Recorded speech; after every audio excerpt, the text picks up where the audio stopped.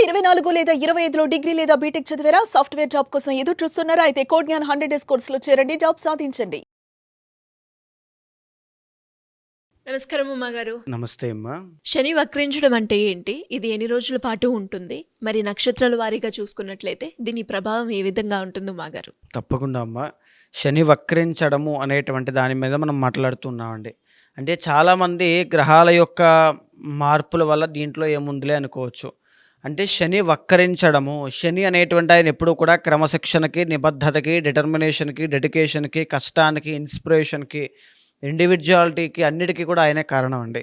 ఒక మనిషి ఎవరి సహాయ సహకారంలో లేకుండా ఎదగాలి అంటే శని యొక్క బలం చాలా బాగుండాలి. ఎక్కడా కూడా కష్టము అనేటువంటిది తెలియకుండా, అంటే కష్టము అనేటువంటిది తెలియడం అంటే కష్టపడిన దానికి ప్రతిఫలం దక్కడం వేరు, కష్టపడుతూనే జీవితం గడిచిపోవడం వేరు. ఈ రెండిటికి ఆ డిఫరెన్స్ శని బలం ఉన్నటువంటి వాళ్ళకి, లేనటువంటి వాళ్ళకి ఉన్నంత డిఫరెన్స్ ఉంటుంది. ఇక్కడ శని అనేటువంటి ఆయన బాగున్నప్పుడు ఎలా అయితే పక్క వాళ్ళకి ఇన్స్పిరేషన్ కలిగేలా చేస్తారో, బాలేనప్పుడు అలాగే బద్ధకాన్ని, సోమరితనాన్ని, నిర్లక్ష్యాన్ని, కోపాన్ని, ఆరోగ్య సమస్యల్ని, యాక్సిడెంట్స్‌ని, బాధల్ని, హాని అన్నీ ఇస్తారు. సో, ఇక్కడ శని అనేటువంటి ఆయన చాలామందికి ఏలినాటి శని దోషంగా, కంటక శని దోషంగా, అర్ధాష్టమ, అష్టమ శని దోషాలుగా ఇస్తూ ఉన్నారు. కానీ ఇక్కడ వక్రించడము అంటే వక్రము అనేటువంటిది జనరల్లీ రివర్స్ మోషన్గా మనం చెప్పుకుంటూ ఉంటామండి. కానీ నిజానికి సౌర కుటుంబంలో కానీ, ఖగోళంలో కానీ ఎప్పుడు కూడా ఏ గ్రహము రివర్స్ మోషన్లో వెళ్ళినట్టు మనకి కనబడదు. దాని అర్థం ఏంటి అంటే గ్రహాలు తమ తమ యొక్క కక్షల్లో ప్రయాణం చేస్తున్నప్పుడు ముందు వెనక గ్రహాల యొక్క ప్రయాణము, ఆ గమనము అనేటువంటి వేగము అనేటువంటిది మారినప్పుడు భిన్నమైన మార్పులు కలిగి వెనకాల ఉండేటువంటి గ్రహాలలో వక్రము అనేటువంటి దాన్ని మనం గుర్తిస్తాము. అది మనుషుల మీద పడేటువంటి ప్రభావాలు చాలా భిన్నంగా ఉంటాయి కాబట్టి. ఇప్పుడు ఉదాహరణకి శని వక్రించారు కాబట్టి అప్పటి వరకు అవ్వని పనులన్నీ కూడా వక్రించిన తర్వాత అన్నీ అయిపోతాయి. అప్పటి వరకు తెవ్వలైనటువంటి పనులు చాలా డిలే అయిపోతాయి. అప్పటి వరకు వివాహం కావట్లా ఏలినాడు శని వల్ల అయిపోతుంది. ఇలాగా అలా అని చెప్పి ఏలినాడు శని లేని రాశులకి కూడా కొన్ని రాశుల వాళ్ళకి మళ్ళీ ఇబ్బందులు ఉన్నాయి. ఇలా కొన్ని భిన్నమైన మార్పులు ప్రతి రాశి మీద, ప్రతి నక్షత్రం మీద పడుతున్నాయండి. ఆ క్రమంలో మనం చూస్తే ఈ యొక్క శని అనేటువంటి ఆయన జూలై 18వ తారీఖు దగ్గర నుంచి నవంబర్ 27వ తారీఖు వరకు కూడా వక్రించడం అనేటువంటి జరిగింది. సుమారు 140 రోజుల పాటు శని యొక్క వక్రం అండి. ఈ వక్రించినటువంటి సమయంలో కొన్ని జాగ్రత్తలు తీసుకోవడం, మనకు మనం కొన్ని తెలుసుకుని ముందడుగు వేయడం లాంటివి, కొన్ని జాగ్రత్తలు తీసుకోవడం వల్ల అద్భుతమైనటువంటి జీవితాన్ని మనం గడపచ్చు. అంటే మన జీవితం అంటే ఏంటి అంటే మనం తీసుకునే నిర్ణయాలు, మనం ఆలోచన చేసేటువంటి విధానం, ఈ రెండే వస్తుందండి. మనం ఏ సమయానికి ఏ నిర్ణయం తీసుకుంటున్నామో మనం అంత గొప్ప స్థాయిలో ఉంటాం, లేకపోతే అధోగతి పాలైపోతూ ఉంటాం. ఆ శని అనేటువంటి ఆయన మార్పు అనేటువంటిది కనబడుతోంది కాబట్టి ఈ టైంలో మన లోపాలని, లోటుపాట్లని తెలుసుకుని రీస్టార్ట్ చేసుకోగలిగితే అద్భుతమైనటువంటి రెమెడీగా ఇది పనిచేస్తుంది. రేవతి నక్షత్రానికి శని వక్రించడం వల్ల ఎలాంటి ప్రభావం ఉండే అవకాశం ఉందంటారు? అండ్ దాంతోపాటు ఈ 4 నెలలు ఏ సందర్భాల్లో వారు జాగ్రత్త పడాల్సిన అవసరం ఉందంటారు మాగారు? తప్పకుండా అమ్మ.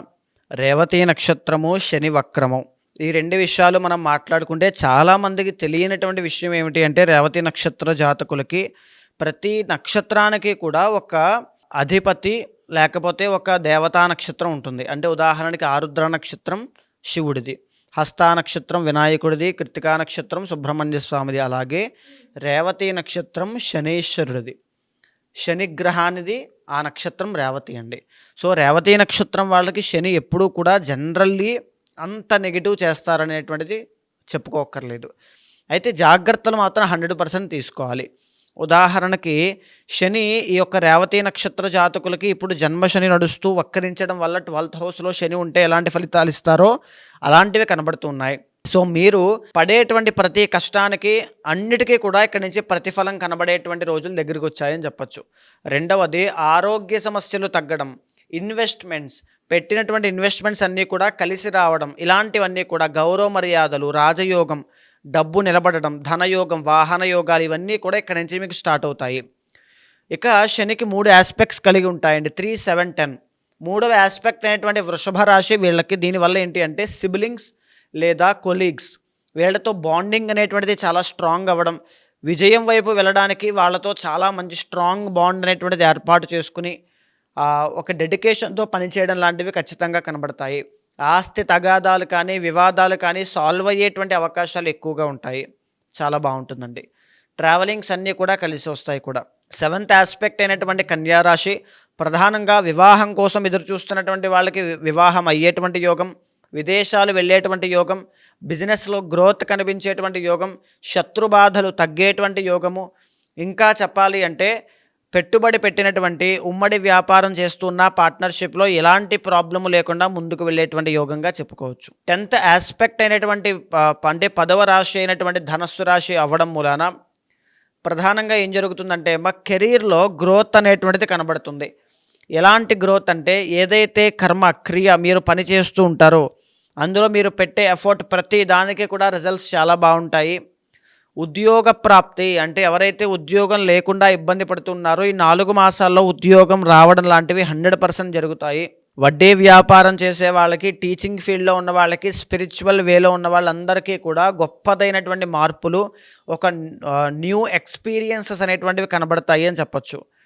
అదేవిధంగా శని లగ్నంలో వక్రించారండి స్వక్షేత్రంలో.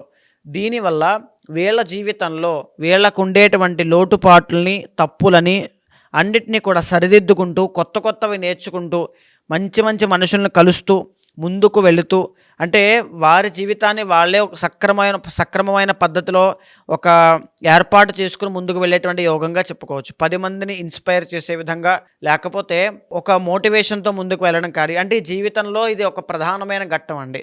ఇప్పుడు తీసుకునే నిర్ణయాలు ప్రతిదీ కూడా విజయం వైపే వెళ్తాయి. సో వెరీ కేర్ఫుల్గా రేవతి నక్షత్ర జాతకులు చాలా గట్టిగా ఎఫర్ట్స్ పెట్టండి. జీవితం నవంబర్ 27th లోపు ఒక గొప్ప విజయం అనేటువంటిది మీరు చూస్తారు. మరి మీరు బాగుంటుంది అంటున్నారు కదా, మరి ఇంకా ఎవరికైనా కూడా అంటే బాలేని ఇంటర్నల్ చార్ట్ ప్రకారంగా కూడా కొన్ని సందర్భాల్లో వాళ్ళకి ఎదురయ్యే సమస్యలు ఉంటాయి. సో వాళ్ళు ఎలాంటి పరిష్కారం చేసుకుంటే బాగుంటుంది అంటారు ఇంట్లో నుండే? తప్పకుండా అమ్మ. ప్రధానంగా ఏమిటంటే మనం మాట్లాడుకునేదంతా కూడా గోచార అంశం అండి. కానీ నిజానికి రేవతి నక్షత్ర జాతకులకి డబ్బులు నిలబడకపోవడం, తల్లితో వైరం రావడం, marital లైఫ్లో ఇబ్బందులు రావడం, ఎనీథింగ్ అన్నీ కూడా వీళ్ళకి కనబడుతూ ఉంటాయి. మనం చెప్పుకున్నాం. అయితే పర్సనల్ చార్ట్ ద్వారా కూడా వాళ్ళకి చాలా కష్టాలు ఉండవచ్చు. బాధలకి కష్టాలకి కారణం కూడా శనియే. అలాంటి శని యొక్క ప్రభావం తగ్గాలి, వీళ్ళకి ఫేవరబుల్గా మారాలి అంటే కొన్ని జాగ్రత్తలు, కొన్ని రెమెడీస్ అనేవి చెప్పబడ్డాయి.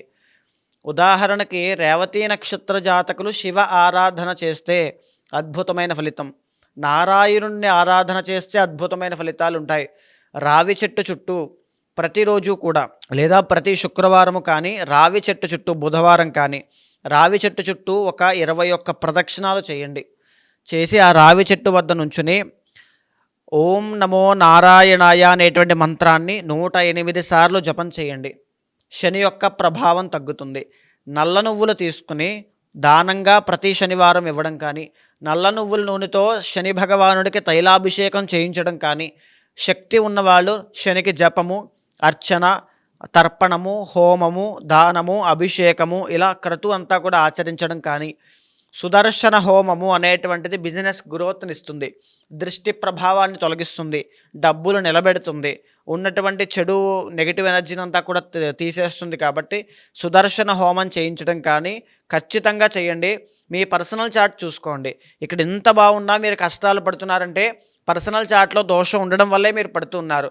ఒకవేళ మీకు ఏదైనా డౌట్ ఉంటే ఖచ్చితంగా నా దగ్గరికి రండి, మీకు సహాయం చేస్తాను. మరి ఎలా ఉమ్మగారు, ఎవరైనా కూడా ఇంకా మీరు అన్నట్టుగానే శని వక్రించడం వల్ల రాశుల వారీగా కావచ్చు, నక్షత్రాల వారీగా కావచ్చు, వాళ్ళకున్న ఇంటర్నల్ చార్ట్ ప్రకారంగా వారు ఏదైతే సమస్య ఎదుర్కొంటున్నారో దానికంటూ ఒక పరిష్కారం కావాలి అనుకునే వాళ్ళు ఎవరైనా కూడా మిమ్మల్ని అప్రోచ్ అవ్వాలి అంటే ఏ విధంగా ఉంటుంది? తప్పకుండా అమ్మ. ఇప్పుడు మనం మాట్లాడుకునేటువంటివన్నీ కూడా గోచార అంశములండి. దీని మీద మనం ప్రత్యేకంగా ఎందుకు చెప్తున్నామంటే ఈ శని వక్రించడం అనేటువంటిది చాలా విశేషమైనటువంటిది. కొంతమందికి తీవ్రమైన ఇబ్బందులు ఉన్న వాళ్ళకి సడన్లీ వాళ్ళకి ఏదో ఒక గుడ్ న్యూస్ వినేటట్టుగా, వాళ్ళని కాపాడబడేటట్టుగా ప్రకృతి సహకారం చేస్తుంది. చాలామంది ఇలా ఇబ్బంది పడుతూ ఎప్పటి నుంచో దీర్ఘకాలిక ఆరోగ్య సమస్యలతో బాధపడే వాళ్ళకి శని వక్రించడం స్టార్ట్ చేసిన తర్వాత ఒక డాక్టర్ నంబర్ దొరకడం, ఒక ట్రీట్మెంట్ దొరకడం, తగ్గిపోవడం ఇలాంటివి నేను చూశాను. సో ఇక్కడ శని వక్రించడం అంత గొప్ప ఫలితాలు ఇస్తుందండి. పర్సనల్ చార్ట్ సహకరించాలే కానీ అద్భుతమైనటువంటి మార్పులు మీ జీవితంలో ఉంటాయి. శని మందగమనుడు కాబట్టి వక్రించినప్పుడు ఇమీడియట్ యాక్షన్స్ ఇస్తారండి. అంత గొప్ప ఫలితాలు ఉంటాయన్నమాట. అయితే పర్సనల్ చార్ట్ చూసుకోవడానికి ఎవరైనా మీకు అలా తెలుసుకోవాలనుకుంటే మీకు కింద కనిపించే నెంబర్‌కి కాల్ చేస్తే మా వాళ్ళు మీకు పూర్తి వివరాలు అందిస్తారండి. తప్పకుండా మీ గోచారాన్ని, పర్సనల్ చార్ట్‌ని సమన్వయం చేస్తూ ఏదైతే మీ సమస్య కానీ, కోరిక కానీ ఉందో దానికి అనుగుణంగా మీ జాతకం ఉందా లేదా అనేటువంటిది వివరించి, ఏదైనా దోషం ఉంటే శాంతి పరిహారములు మీతో ఆచరింపచేసి భగవత్ అనుగ్రహం కలిగేలా చేస్తాను. థ్యాంక్ యూ మాగారు. Thank you so much. నమస్తే అమ్మ.